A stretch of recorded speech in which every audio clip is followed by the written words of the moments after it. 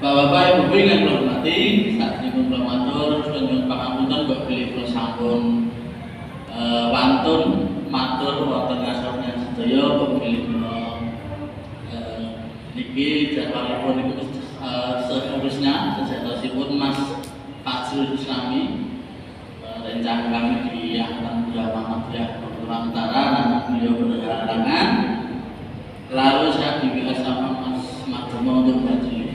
Jadi posisinya di sini saya tukang banjir Pak. Beberapa waktu yang lalu itu tarawih pas tarawih juga Mas Habibie kalau nggak salah ini hadir, saya dibilang Mas Madomo juga, terus waktu subuh juga. Jadi di sini alhamdulillah sudah 3 kali ini di masjid kali ini amin.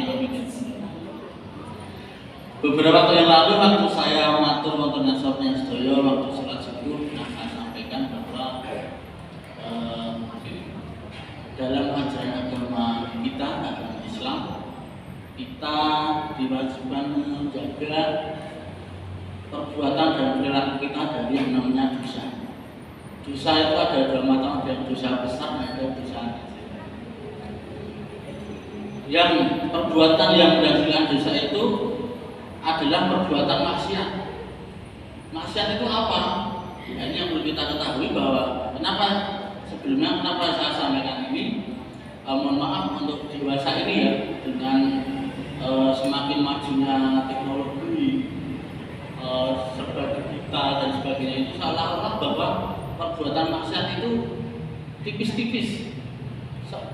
Maksiat dan tidak itu seolah-olah kan tidak ada bedanya gitu. Jadi bagi bagi kita kadang-kadang kita itu tahu bahwa itu maksudnya nggak boleh ini bagi agama itu, bagi ajaran agama itu nggak boleh. Tapi kok seperti seolah-olah biasa kalimat dan sebagainya. Saya ingin mengajak semuanya untuk semakin waspada.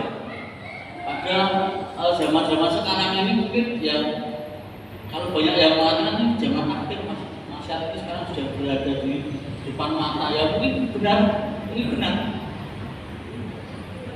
Jadi kalau kita ketahui bahwa yang namanya maksiat itu satu hal yang sangat dilarang dalam agama kita. Maksiat itu apa? Maksiat itu adalah tindakan atau perilaku yang melanggar hukum moral dan bertentangan dengan ajaran agama Islam. Beberapa waktu lalu sudah sampai beberapa, karena waktu itu subuh, untuk itu waktunya sangat pendek ya, dikasih waktu maksimal 15 menit mas gitu. Sebenarnya banyak yang mau saya sampaikan, karena ini waktunya agak panjang, saya ulang sedikit nanti saya sampaikan selanjutnya dengan lengkap.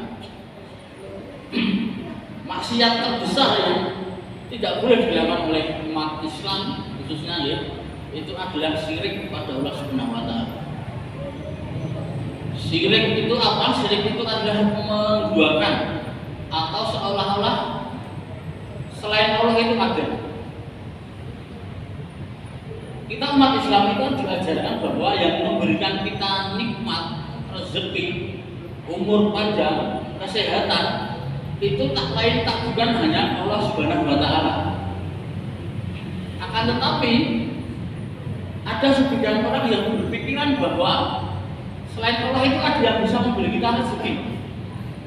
Misalnya kita panen raya, panen besar, panen berkat,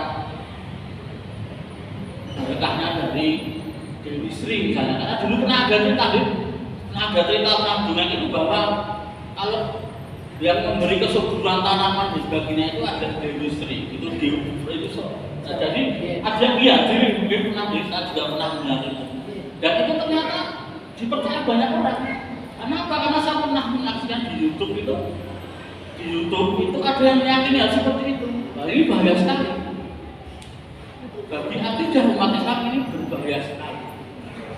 Apabila kita meninggal dan kita masih membawa pemahaman yang seperti itu, bahwa ada Allah yang bisa selain Allah yang bisa memberikan rezeki bagi kita, dan kita meninggal, itu niscaya dosanya tidak akan terampuni.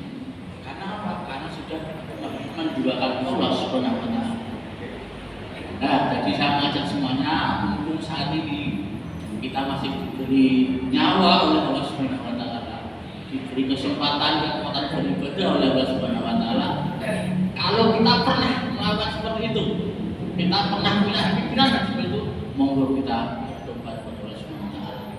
Kita yakin saja bahwa Allah Maha Pengampun, kita yakin positif thinking, maksud saya berdoa pada Allah mohon ampun, insyaallah akan mengampuni sebelum kita dipanggil oleh Allah Subhanahu wa taala, kita sudah bertobat.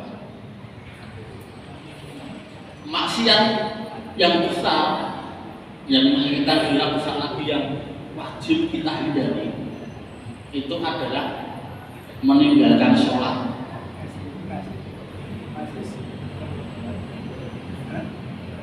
Apapun keadaan kita, bagaimanapun kondisi kita, sholat itu wajib kita laksanakan. Tidak boleh tidak. Kalau panjenengan misalkan tidak bisa berdiri dengan sempurna, silahkan sholat dengan duduk. Kalau duduk pun kita tidak sanggup karena sakit, silahkan melaksanakan sholat dengan rebahan atau tiduran. Kalaupun tiduran dirasa mungkin masih kurang, tidak kuat, boleh melaksanakan sholat dengan isyarat kedipan mata. Kalau dengan kedipan mata kita tidak sanggup, ya monggo tinggal kita sholatkan bersama-sama. Tidak sanggup, tidak bisa sholat.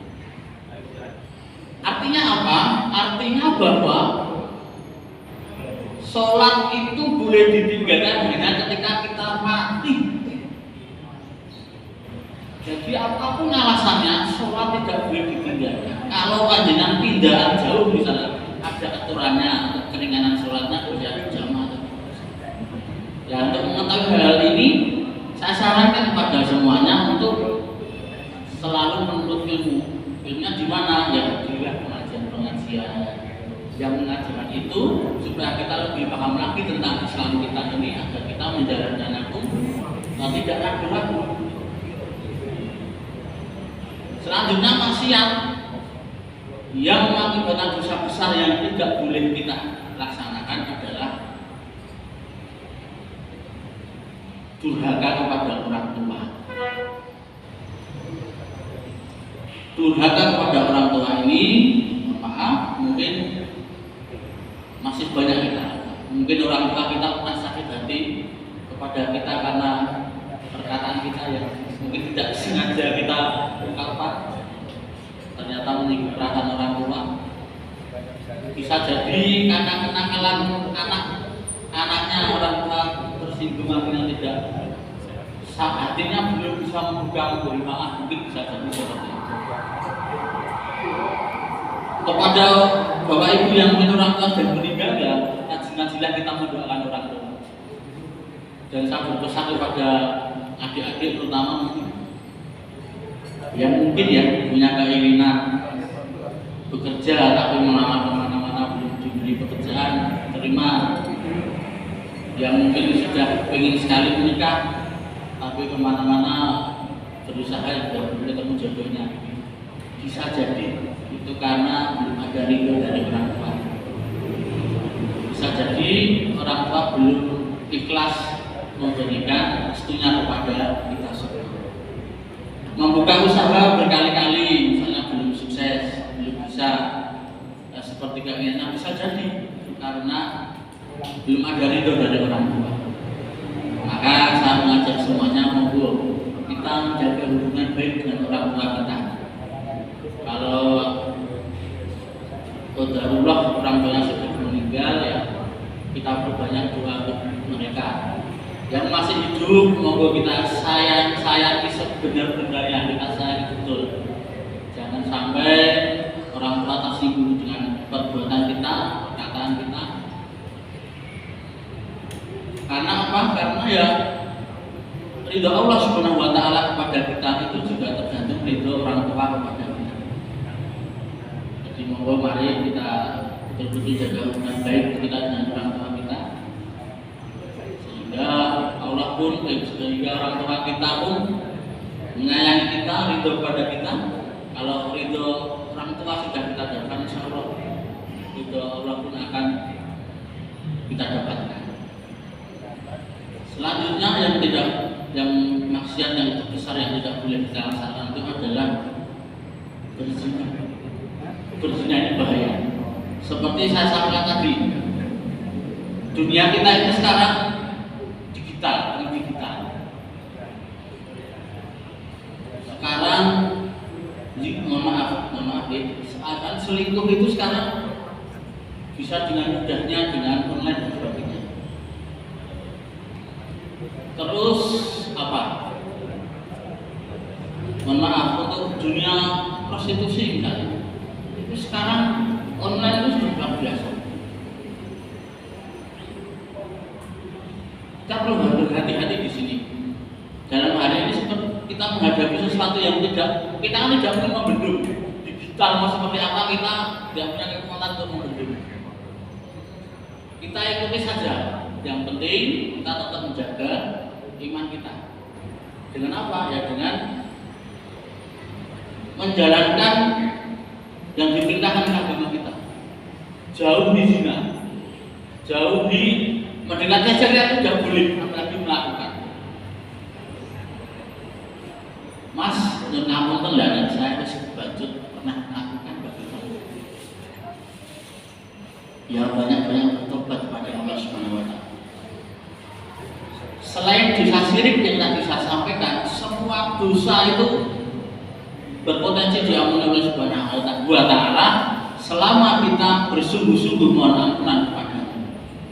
Mohon ampunan, tinggalkan perbuatan-perbuatan yang dulu pernah kita lakukan, kita ganti dengan perbuatan-perbuatan amal soleh secara terus-menerus, berdoa tanpa putus, positif tinggi kepada Allah akan mengampuni kita. Insya Allah kita semua sudah mendapat informasi bahwa Allah itu Maha Pengampun.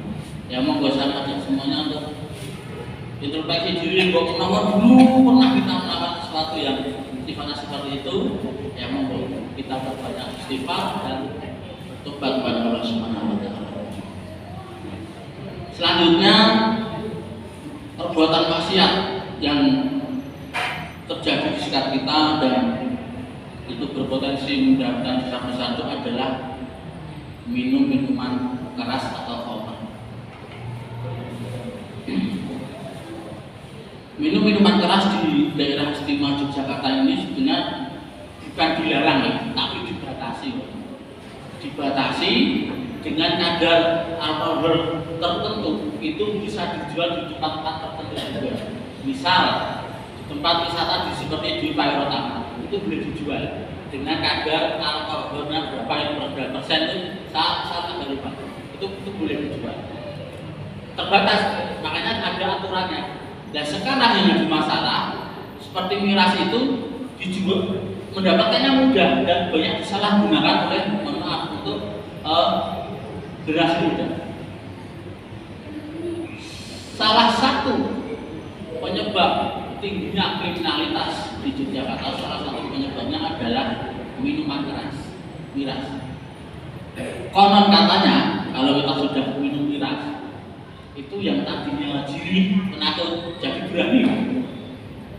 Yang tadinya kita kewan, sama bapak isik, jadi rambe isik. Kalau kita sudah minum minuman keras itu, efeknya seperti itu. Lihat kalau sudah seperti itu, melakukan apapun nggak takut. Mau itu berzina, mau itu melakukan kriminalitas, misalnya merampok, pelintir, dan itu sudah punya perasaan takut lagi. Itulah efek buruk dari minuman keras. Jadi mari untuk urusan seperti ini, saya kira kita tidak cukup hanya menghibur. Kita harus berani turun langsung. Dalam artian tidak hanya diam. Kalau misalkan terjadi di sekitar kita masih banyak yang minuman keras, paling tidak kita berani mengingatkan. Misalnya di ngapunten, misalnya anak kita ada yang seperti itu, ya kita harus keras mengingatkan. Karena bahaya betul kalau kita diamkan.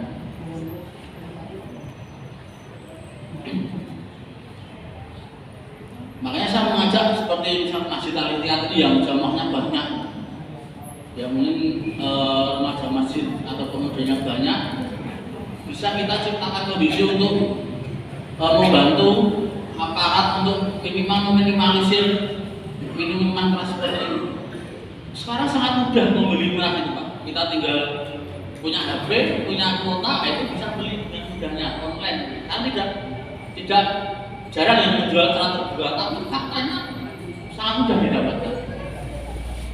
Beberapa waktu yang lalu, teman-teman dari Forum Mukah Islamiyah di Jakarta itu sampai menggeruduk DPRD provinsi yang di Malioboro.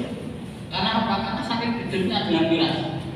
Miras itu aturannya jelas, di mana-mana dilarang minuman dan sebagainya. Tapi faktanya dapatannya sangat mudah. Bahkan yang kemarin terbaru banyak outlet itu secara terang membuka minuman keras itu. Akhirnya dengan menggeruduk ke DPRD itu ditanggapi langsung oleh Pak Gubernur Sultan Hamengkubuwono, dan beberapa perwakilan teman-teman FUI itu dipanggil ke kantornya, ke kantor Gubernur, dan alhamdulillah setelah pertemuan ada instruksi penutupan itu. Dan ini salah satu contoh bahwa kalau kita memilih pemimpin, Pak Ibunya dengan pemimpin juga adalah pemimpin yang berpihak pada kita. Kalau ada yang mengatakan rasa khawatir Mas Pemimpin ini ya Islam, oh belum tentu. Beliau Islam yang berjuang untuk kejayaan Islam apa tidak? Kalau beliau berjuang untuk kejayaan Islam, minimal berpihak pada kita, perlu kita dukung Pak. Karena apa? Karena untuk memberantas maksiat dan seperti itu hanya perlu instruksi, tanda tangan selesai. Kalau kita ingin memberantas maksiat dan sebagainya, ya banyak prosesnya, banyak. Perjuangannya banyak sekali. Tapi kalau dengan pejabat, dengan pemimpin seperti itu, tinggal keluaran surat, tanda tangan, selesai. Nah ini sebagai pelajaran kita. Dan alhamdulillah sudah dilakukan oleh Pak Gubernur dengan memanggil teman-teman FUI. Setelah berdialog, akhirnya keluar instruksi untuk penutupan toko-toko yang menjual miras tersebut. Nah, kami sangat mengapresiasi dan ini perlu kita pertahankan. Selanjutnya, maksiat yang sangat wajib kita hindari adalah mengumpulkan dan menikmati harta yang haram. Nah ini kita perlu introspeksi sendiri-sendiri. Kita introspeksi masing-masing. Apa yang kita usahakan untuk keluarga kita, untuk menafkahi anak dan istri dan anak itu masuk yang halal atau yang haram. Introspeksi kita masing-masing, dan yang bisa menjawab hanya kita sendiri. Karena apa? Ini adalah kejujuran kita sendiri. Efeknya kalau kita memberi makan atau nafkah pada anak kita dari uang haram, ini berbahaya sekali. Bahayanya sampai ke depan, jauh ke depan. Anak kita nanti ke depan tubuhnya bisa menjadi orang yang jauh dari agama. Efeknya nanti bisa menjadi pelaku maksiat karena dari kecil sudah terbiasa menikmati atau mengkonsumsi sesuatu yang haram. Sesuatu yang haram ini bisa dua sumbernya. Yang pertama memang diharamkan dari agama kita. Yang kedua dari cara kita mendapatkannya. Misalkan kita masak ayam goreng enak sekali, tapi ayamnya kenapa nggak boleh nyolong? Nah itu haram. Meskipun ayam itu hukum awalnya adalah halal, tapi karena cara bukannya tidak halal, itu menjadi haram. Begitupun juga kalau kita masak daging, kita cuci bersih, kita usir bumbu sampai enak, tapi kalau itu daging babi, itu haram. Karena hukum dasarnya. Nah, itu untuk mengetahui halal dan haram ini banyak sekali prosesnya. Makanya tadi saya mengajak semuanya untuk senantiasa belajar dan berilmu agar kita bisa membedakan mana yang halal, mana yang haram. Selanjutnya Bapak Ibu, yang perlu kita hindari dalam kehidupan kita sehari-hari agar kita tidak berpotensi mendapatkan dosa besar. berbohong. Nah, berbohong ini, maaf, perkara yang sulit sebenarnya kita hadapi. Gampang-gampangannya, gampang-gampangannya. Di saat-saat tertentu mungkin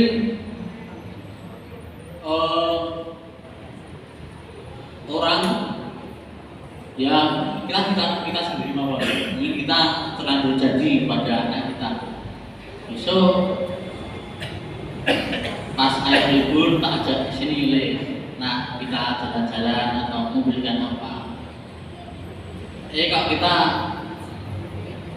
pas hari itu ternyata hari yang dijanjikan ternyata kita memaaf, nah kita kok nggak punya uang misalnya seperti itu, akhirnya kita bohongi anak kita. Nah iso harus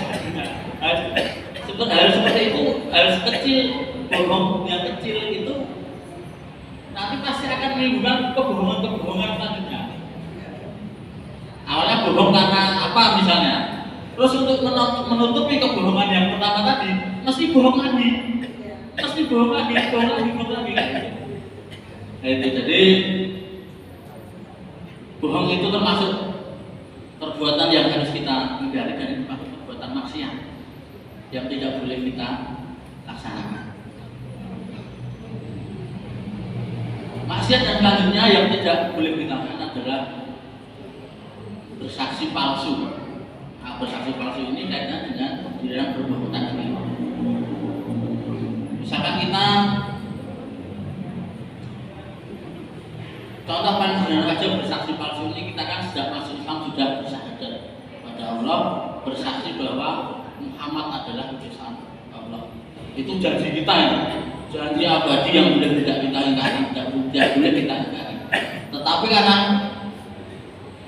karena kelalaian kita mungkin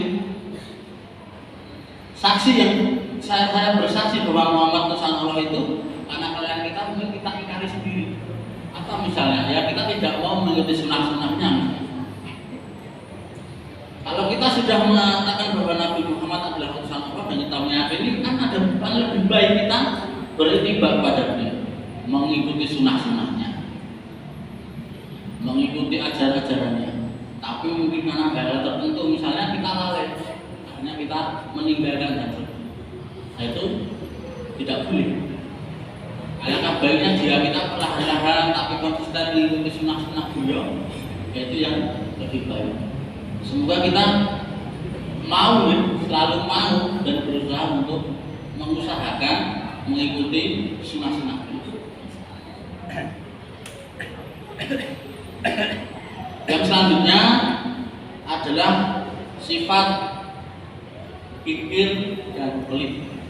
Nah, ini ternyata pikir dan pelit itu adalah perbuatan yang harus kita hindari.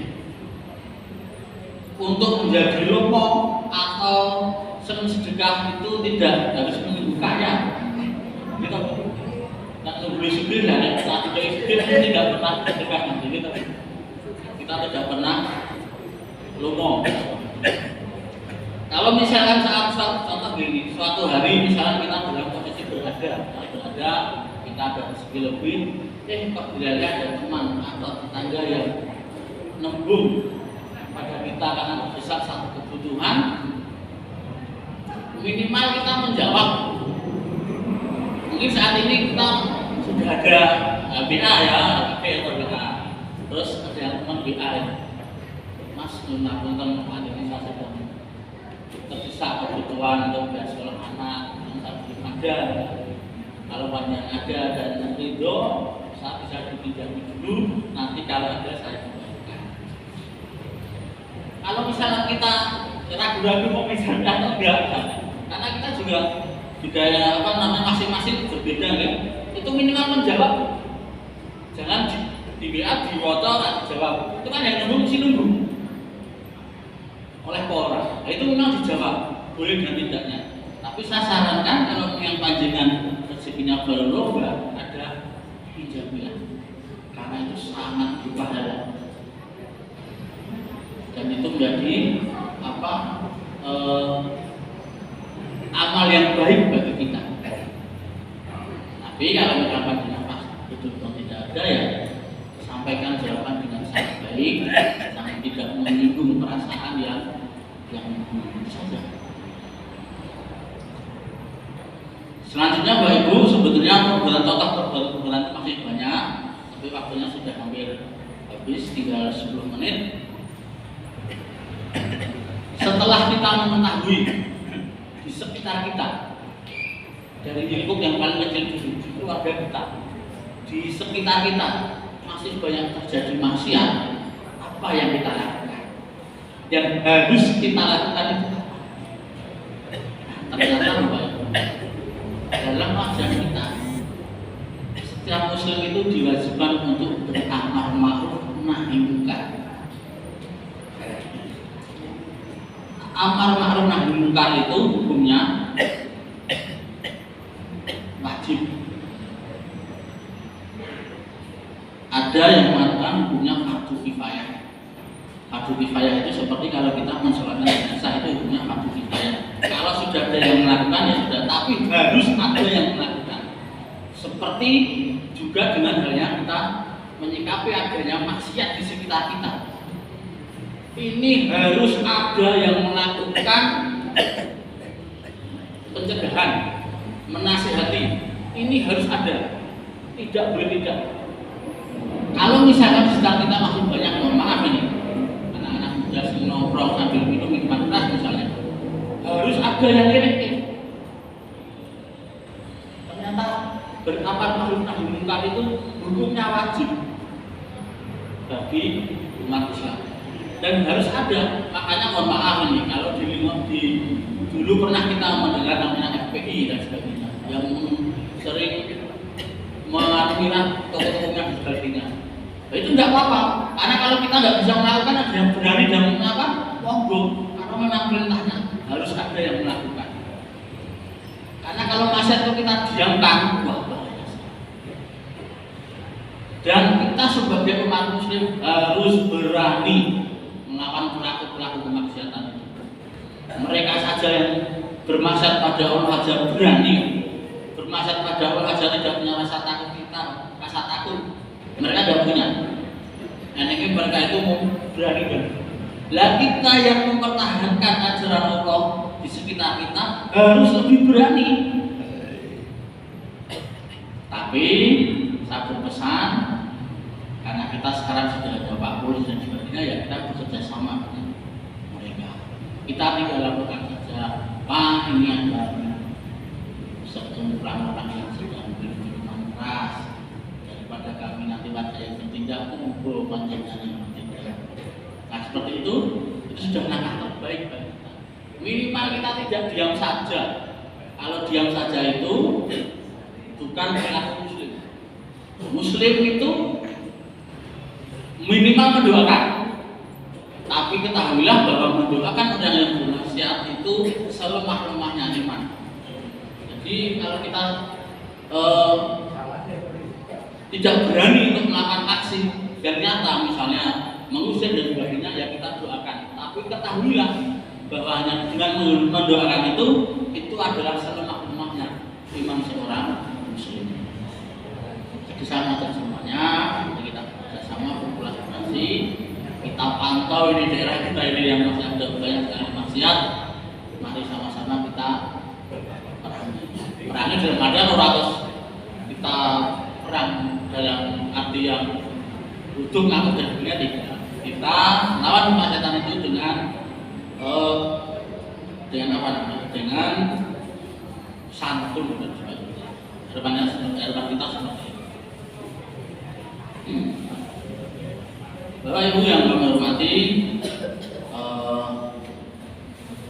selanjutnya